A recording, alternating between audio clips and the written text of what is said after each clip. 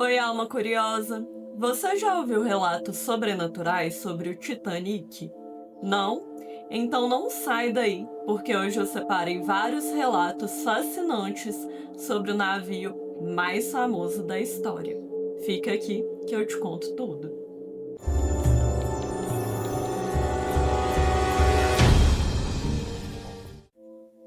Oi, almas curiosas! Meu nome é Ariel, mas pode me chamar de Ari. O vídeo de hoje está simplesmente incrível, com 4 relatos que eu investiguei sobre o naufrágio do Titanic. Caso você ainda não seja inscrito, já se inscreve, já deixa aquele like logo agora no comecinho do vídeo que me ajuda demais. Ativa também as notificações para não perder nenhuma novidade aqui do canal. E caso você tenha aí algum relato sobrenatural que você queira compartilhar, me envia no e-mail que vai ficar aqui na descrição do vídeo. Pode ter certeza que eu vou amar ler sua história e conhecer um pouquinho mais sobre você. Pois algumas histórias não têm explicação, mas merecem ser contadas. Sem mais delongas, vamos aos relatos? E começamos com um relato que aconteceu quando o Titanic naufragou. É uma história trágica, mas ela também é bonita. E aconteceu com a Sarah Eleanor Smith, a esposa de Edward John Smith, que era o capitão do Titanic. Vamos lá? Sarah e o capitão Smith eram casados há vários anos. O capitão do Titanic não era apenas um oficial respeitado, mas também um marido dedicado. Embora muito ausente por causa das longas viagens pelo Atlântico, Sarah já havia se acostumado às despedidas e às longas esperas. Era parte da vida de uma esposa de marinheiro, abraçá-lo no cais, vê-lo partir e depois passar semanas cuidando da casa sozinha. Apesar disso, havia entre os dois uma relação sólida, de confiança e cumplicidade. Sarah sabia o quanto o marido carregava de responsabilidade. A cada viagem, ele levava centenas e até milhares de vidas sobre sua autoridade. E mesmo que não fosse um homem de falar muito sobre sentimentos, sempre procurava transmitir segurança a ela. Naquela primavera de 1912, contudo, algo parecia diferente. A viagem inaugural do Titanic não era apenas mais uma travessia. Era o evento da década. Um evento acompanhado pelo mundo inteiro, carregado de expectativas e fascínio. O maior e mais avançado navio já construído, luxuoso como nenhum outro, apresentado como a joia da modernidade. A imprensa o chamava de inafundável. E essa palavra não agradava a Sarah. Para ela, soava como uma afronta à natureza e até ao próprio Deus. Nenhum navio era inafundável. E ela achava que a confiança exagerada poderia atrair o azar. Nos dias que antecederam a viagem, Sarah ficou apreensiva. Sua intuição lhe dizia que algo não estava certo. Ela estava insegura quanto à viagem inaugural do Titanic. Porém, ela guardou aquilo para si. Não disse nada ao marido. Não queria somar mais peso à enorme pressão que estava sobre ele. O capitão já carregava a responsabilidade da viagem inaugural do Titanic, o maior navio de todos os tempos, com passageiros importantes a bordo, extensa cobertura da mídia e toda a reputação da White Star Line em jogo. Não haveria benefício nenhum em preocupar o marido com algo que deveria ser apenas coisa da cabeça dela. Na manhã de 9 de abril de 1912, véspera da partida do Titanic, Sarah e Capitão Smith tomaram café da manhã juntos pela última vez. Sarah escondeu suas preocupações e, ao se despedir, desejou boa sorte e boa viagem ao marido. O capitão embarcou no Titanic para supervisionar os ajustes finais e dormiu no navio na noite da véspera, como era de costume. Nos primeiros dias após a despedida, Sarah tentou levar a vida normalmente. O cotidiano preenchia o vazio das horas. Algumas visitas rápidas, conversas com vizinhos, a rotina simples em casa. Ainda assim, a preocupação permanecia. Era como uma sombra discreta que não se desfazia. E naquela noite trágica de 14 de abril de 1912, quando o Titanic se chocou contra o gelo, a milhares de quilômetros dali, Sarah dormia em sua casa em Southampton, sem imaginar o que acontecia. Até que, de repente, ela acordou. Olhou à janela e viu o brilho que antecede o nascer do sol. E teve uma sensação estranha de que não estava sozinha ali. Sentou-se na cama, ainda sonolenta, e foi então que ouviu passos vindo do corredor. A maçaneta girou devagar, e a porta abriu-se suavemente. E por algum motivo, ela não sentiu medo. E então Sarah viu o capitão Edward Smith atravessar a porta e entrar no quarto. Ele usava o uniforme de capitão. Tinha o rosto sereno e andava lentamente, mas com a postura firme de sempre.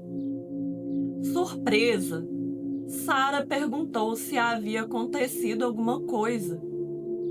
Se o navio teve problemas e precisou retornar a Southampton. Mas ele não respondeu. Não disse uma palavra sequer. Sem nem olhar para ela, o capitão caminhou calmamente até a janela. Ficou ali, imóvel, contemplando o nascer do sol. Sarah insistiu. Fez novas perguntas tentando entender o que acontecia. Mas o silêncio permaneceu. Foi nesse momento que ela sentiu um frio congelante, como se todo o calor tivesse sido sugado de repente do quarto. Um frio que congelava até os ossos. Sarah compreendeu que aquilo não era normal. A ausência de palavras, a presença súbita e silenciosa, o frio repentino. Ela levantou-se da cama e se aproximou. Mas antes que pudesse estender a mão e tocar no marido, o sol apareceu no horizonte e brilhou pela janela. E então, a figura do capitão Smith desapareceu diante de seus olhos. Seu coração lhe disse a verdade que a mente não queria aceitar. Algo terrível havia acontecido no mar, e aquela era uma despedida. Era a última vez que ela veria seu marido. O frio passou e tudo pareceu voltar ao normal. Sarah ficou tonta e se sentou na cama tremendo, com medo do pensamento que se instalava em sua mente. O Titanic havia sofrido uma tragédia. Ela não conseguiu mais dormir. Sentou-se na cadeira do quarto em silêncio, esperando o tempo passar. Horas depois, as notícias começaram a chegar de maneira confusa. As primeiras eram animadoras. Diziam que o Titanic havia sofrido um acidente, mas estava sendo rebocado de volta para Southampton. Porém, mais tarde, notícias mais concretas começaram a chegar. E o que Sarah mais temia era verdade. O Titanic havia afundado no Atlântico Norte, após colidir com um iceberg. Naquele momento, ainda não se sabia o tamanho da tragédia ou quantas pessoas haviam morrido ou sobrevivido. Mas Sarah Eleanor Smith sabia que entre as vidas perdidas estava de seu marido. E ali ela chorou sozinha, naquela casa que agora parecia vazia demais. 2 dias depois, Sarah recebeu a confirmação de que o capitão Edward John Smith havia perecido no acidente. Mas ela não chorou como alguém pego de surpresa, pois para ela a despedida já havia acontecido. A hora em que o capitão apareceu para a Sarah, logo antes do sol nascer naquele dia, que foi às 5h25 em Southampton, era a mesma em que o Titanic afundou, 2h20 no horário do Atlântico Norte e 5h20 no horário de Southampton. Logo, não restava dúvida. Naquele amanhecer frio, o capitão Smith voltou para se despedir de sua esposa e ver o nascer do sol pela última vez, antes de desaparecer para sempre. Gente, eu arrepiei com esse relato. Deu para sentir que o amor e a cumplicidade desse casal eram tão grandes que o capitão ele foi lá, né, se despedir da esposa dele. Tanto que quando confirmaram, né, a notícia, ela nem foi pega de surpresa, porque ela já sabia que tinha sido a despedida dele. Eu acredito, sim, que aqueles que partem podem tentar, né, se despedir, seja em um sonho, seja com algum sinal.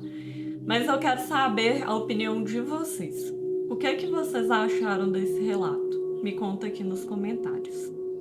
Vamos ao próximo relato. Existe um hotel em Nova York que abrigou os sobreviventes do Titanic, que é o Hotel Jane. Após isso, vários eventos inexplicáveis passaram a ocorrer nesse hotel. E hoje ele é listado como um dos lugares assombrados de Nova York. Esse relato é de um homem que alega ter trabalhado lá e presenciado vários episódios sobrenaturais. Vamos lá?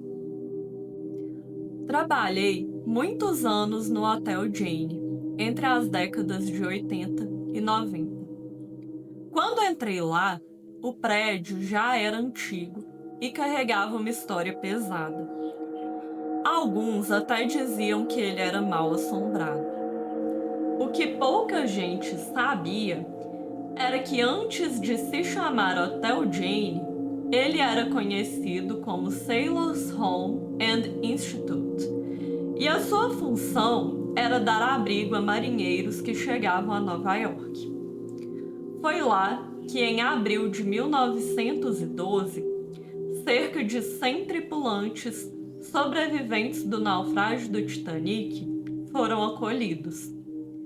Depois de terem sido resgatados e trazidos a Nova York pelo navio Carpathia. Eram homens exaustos, traumatizados, muitos deles tendo perdido amigos e parentes no naufrágio. E foi lá também, no auditório do prédio, que realizaram um culto em memória dos que morreram no mar.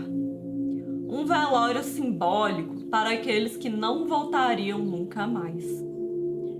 Dizem que foi uma cerimônia carregada de dor, com muitos marinheiros chorando baixinho, sem conseguir acreditar no que tinham vivido.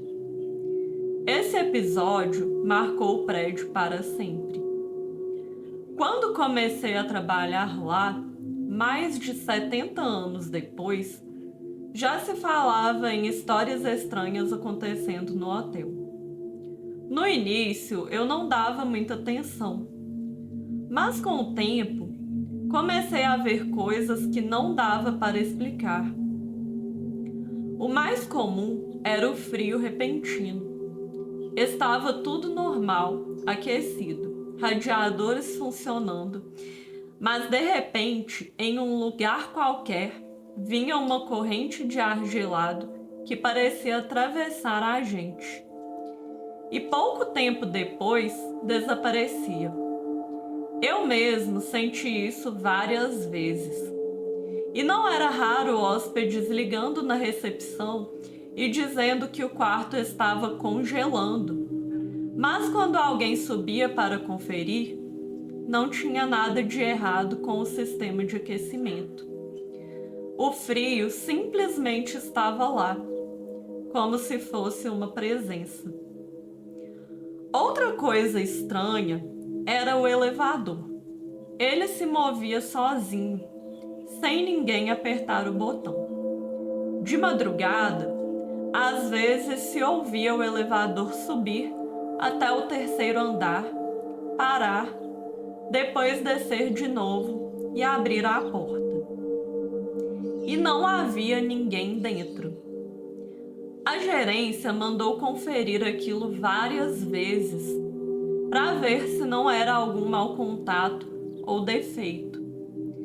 Mas os técnicos nunca encontravam nada de errado. Também se ouvia muitos barulhos sem explicação no Hotel Jane. Muitas vezes, eu mesmo ouvi passos no corredor, quando todos os quartos estavam vazios. Outras vezes, eram vozes abafadas ou choro que ecoavam baixinho pelos andares. E mesmo se você procurasse, nunca conseguia achar a origem daquilo. Teve até uma vez, uma hóspede desceu apavorada, dizendo que tinha ouvido soluços e choros no quarto ao lado. O quarto deveria estar vazio. E quando foram verificar, de fato, não tinha ninguém lá. Mas o mais incrível eram as aparições. Eu mesmo já vi vultos passando nos corredores. Não era algo nítido como uma pessoa de verdade, mas uma sombra em forma humana que passava rápido e sumia quando a gente olhava diretamente. Uma das histórias mais famosas foi de uma hóspede que chegou tarde, quando a cozinha já estava fechada. Ela disse ter visto uma mulher de branco chorando pela janelinha, tipo a escotilha da porta da cozinha. Quando abriu a porta para perguntar o que havia acontecido com a moça, não havia ninguém lá. Mas quando ela fechou a porta e olhou de novo pela janelinha, lá estava a mulher outra vez, chorando exatamente como antes. Posso dizer que, em todo o tempo que trabalhei ali, essas coisas nunca me causaram medo. Nunca senti que aquelas presenças quisessem fazer mal a alguém. Pelo contrário, sempre tive a impressão de que eram manifestações de dor, de confusão. Quando essas coisas aconteciam, eu fazia uma oração. Não por medo, mas por pena daquelas pobres almas. Eu rezava pedindo que encontrassem paz. Minha teoria é simples. Acredito que muitos dos que morreram no Titanic não entenderam que haviam morrido. Imagino que naquele mar congelante, muitos ficaram entre a vida e a morte.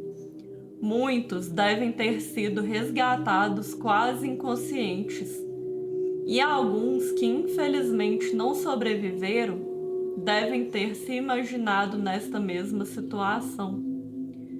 Por isso, seus espíritos entraram nos botes salva-vidas, junto dos sobreviventes, acreditando que estavam vivos e iriam para casa. E assim entraram no Carpathia e depois desembarcaram em Nova York. Quando os tripulantes foram trazidos para o Sailor's Home, alguns daqueles espíritos os acompanharam, sem perceber a própria condição, e acabaram ficando ali, presos ao lugar, como se ainda estivessem à espera de seguir viagem. Por isso, acredito que a mesma coisa que acontece no Hotel Jane deve acontecer também nos outros lugares que receberam sobreviventes daquele dia. E talvez até no mar, no lugar onde o Titanic afundou. Pessoal, eu adorei esse relato. Gostei muito da teoria desse homem, de que os mortos, sem saber que haviam morrido, seguiram os vivos e acabaram perdidos sem conseguir fazer a passagem, né? Mas o que é que vocês acham? Vocês têm alguma outra teoria? Compartilha aqui nos comentários que eu vou adorar saber. E vamos ao nosso próximo relato. Gente, esse relato ele é muito interessante mesmo. É um relato de um marinheiro que diz ter navegado próximo ao local do naufrágio do Titanic exatamente 1 ano após a tragédia. E é claro que alguma coisa aconteceu. Vamos descobrir o que foi? Ouvi essa história de um marinheiro que passou boa parte da vida cruzando o Atlântico a bordo de navios correio. Eram embarcações menores e mais rápidas que os grandes transatlânticos de passageiros. Seu papel era transportar correspondência, cargas leves e, às vezes, alguns poucos viajantes. A travessia era constante, repetida várias vezes por ano.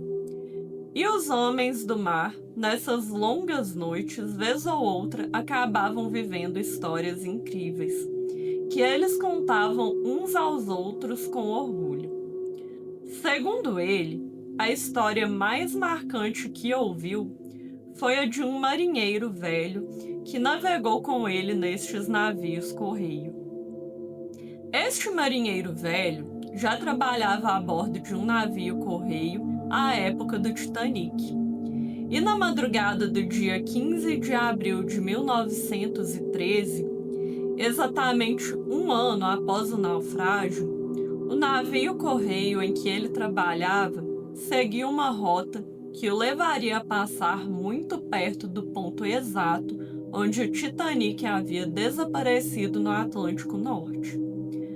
Os tripulantes sabiam disso e até comentavam discretamente entre si, pois muitos temiam navegar sobre águas que haviam sido palco de uma das maiores tragédias marítimas de todos os tempos.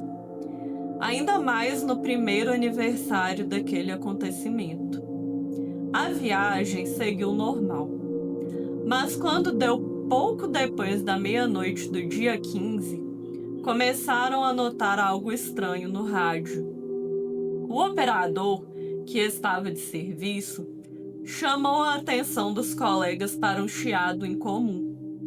Não era o som habitual das interferências atmosféricas, comuns naquela época. Era diferente, intermitente, como se tentasse se organizar em palavras. O marinheiro contou que no começo acharam que fosse apenas alguma estação distante, transmitindo em uma frequência próxima. Mas conforme o tempo passava e a embarcação se aproximava do local do naufrágio, o som foi tomando forma. Fragmentos de mensagens começaram a surgir. Eram pedaços curtos, incompletos, mas que lembravam muito os sinais de socorro usados na telegrafia do Titanic. Palavras como iceberg, naufragando e botes foram reconhecidas. E isso deixou os homens inquietos, porque eram justamente termos idênticos aos que se sabia terem sido transmitidos pelo Titanic há exatamente um ano atrás. O silêncio tomou conta da sala de rádio. Ninguém ousava comentar em voz alta, mas todos estavam pensando a mesma coisa. Seria possível que, um ano depois, aquelas mensagens ainda ecoassem no mar? E à medida que se aproximavam ainda mais da posição exata do naufrágio, o fenômeno ia ficando cada vez mais nítido. Por volta das 2 da manhã, no mesmo horário em que o Titanic afundara um ano antes, o rádio transmitiu com clareza absoluta os sinais de emergência SOS e CQD alternados do Titanic. O operador de rádio ficou pálido ao ouvir, porque aquela era exatamente a mesma sequência que o Titanic transmitira antes de desaparecer. Logo depois desse chamado, veio o silêncio. Nenhum outro sinal, nenhuma resposta, apenas o chiado comum das ondas. Enquanto isso, no convés, outros marinheiros também testemunhavam algo que jamais esqueceriam. Ao olhar para o horizonte, na direção do ponto exato do naufrágio, viram pequenas luzes sobre a superfície do mar. Eram pontos brilhantes, se movendo lentamente, como se flutuassem. Não eram estrelas, nem reflexo da lua, porque todos concordaram que estavam bem próximos à linha d'água. O capitão, informado daquilo, chegou a ordenar que o navio mudasse o rumo para seguir em direção às luzes. Mas conforme avançavam, os brilhos simplesmente desapareceram. Sumiram de repente, sem deixar nenhum traço. O mar voltou a ficar completamente escuro e silencioso. Não havia embarcações por perto. Nada que explicasse o que tinham visto. Diante disso, o comandante decidiu retomar a rota original. O navio seguiu viagem, deixando para trás aquela sensação de que, de alguma forma, o mar havia mostrado um pedaço de sua memória. O marinheiro me disse que, depois daquela noite, houve muitas conversas entre a tripulação. Alguns acreditavam que tudo não passava de coincidência, interferência no rádio, ilusões causadas pelo cansaço, imaginação influenciada pela proximidade da data. Outros, porém, tinham certeza de que haviam presenciado algo real. Ele próprio dizia que era um dos que acreditava. A coincidência era grande demais. O rádio captar fragmentos tão parecidos com as mensagens do Titanic, ouvir o SOS no mesmo horário da tragédia e ainda ver luzes misteriosas exatamente na área onde mais de 1.500 pessoas perderam a vida. Para ele, não havia explicação lógica. Apenas que ou o mar falou com eles e mostrou uma lembrança de algo que realmente aconteceu, ou ali haviam espíritos que ainda buscavam ser ouvidos e socorridos. Muita gente pode achar que isso é apenas história de marinheiro. Os portos sempre foram cheios de histórias, e é comum que os homens do mar aumentem seus relatos para impressionar os ouvintes. Mas o homem que me contou dizia que aquele marinheiro velho sempre contava essa história com seriedade, quase com tristeza, como alguém que carrega o peso de ter presenciado algo que não pode explicar.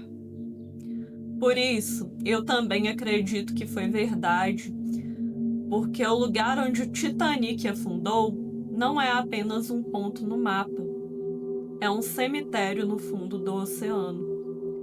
Um lugar marcado para sempre pela dor e pelo desespero. E se existe algum ponto do mar onde ainda ecoam vozes do passado, esse lugar é ali, onde o Titanic repousa desde 1912.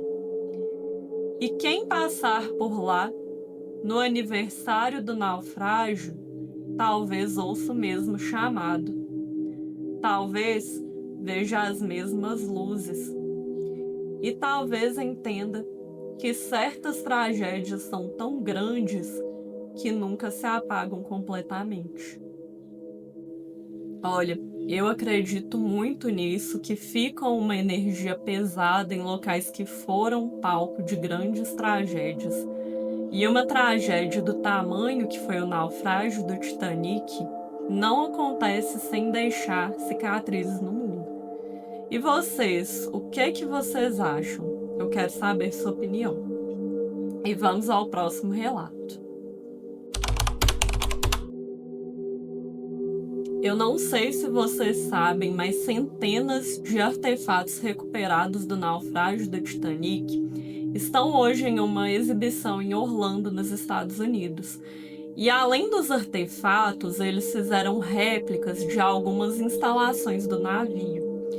E esse relato é de um homem que diz ter trabalhado por lá e presenciado vários episódios estranhos. E sinceramente, né, pessoal, estranho seria se nada de sobrenatural acontecesse num lugar desse, né? Vamos lá?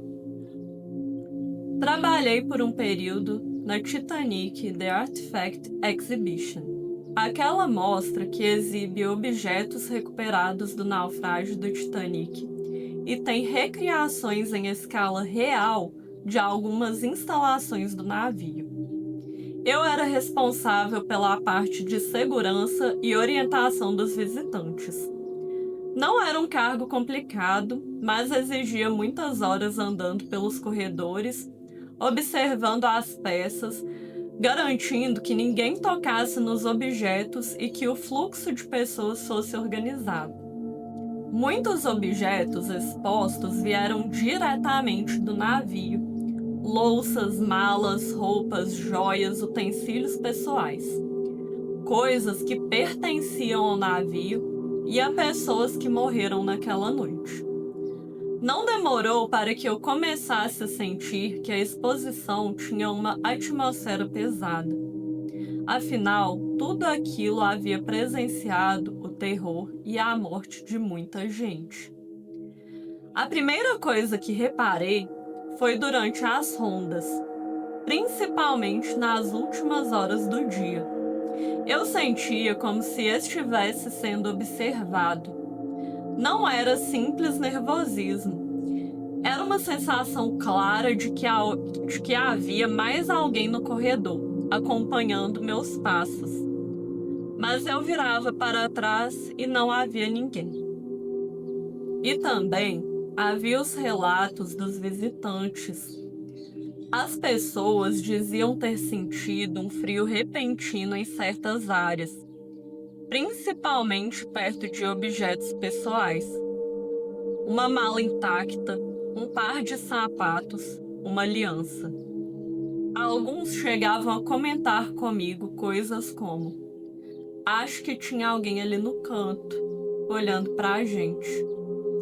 Eu sorria, respondia de forma educada que aquele ambiente mexia com a imaginação da gente. Mas por dentro, eu já estava cismada. Outra coisa comum eram os episódios na Grand Staircase, a escadaria principal. Aquela famosa que aparece várias vezes no filme. Era uma réplica perfeita, feita para dar aos visitantes a sensação de estar dentro do Titanic. Muitas vezes, na hora de fechar, quando não havia mais ninguém no prédio, eu ouvia passos vindo da escada. Passos lentos, firmes, descendo degrau por degrau. Eu ia até lá rápido para ver se era algum colega do trabalho, mas nunca havia ninguém. Também havia os apitos do rádio, no setor que recriava a sala de comunicações do navio. Algumas vezes o rádio emitindo chiados como se alguém fosse falar alguma coisa no canal, mas ninguém falava nada. Lembro claramente de uma noite em que ouvi algo parecido com um código Morse. Outra vez, antes de abrir a exposição, fiquei sozinho no setor que exibia porcelanas e talheres. Foi quando ouvi um som, como se talheres se chocassem num prato. O barulho ecoou pelo salão vazio. Caminhei até a vitrine e tudo estava no lugar. Nenhum objeto fora de posição. Aquilo me deixou arrepiado dos pés à cabeça. Depois disso, comecei a me sentir realmente perseguido por algo que não conseguia ver. Nas últimas semanas em que trabalhei lá, o desconforto virou medo.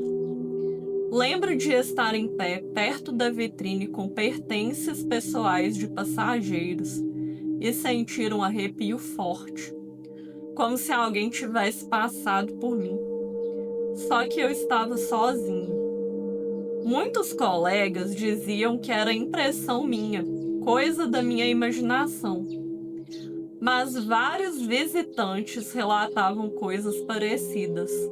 Vultos, sussurros, sensações de presença. E para mim, aquilo era mais do que suficiente. Chegou um momento em que eu não conseguia mais descansar em paz depois do turno.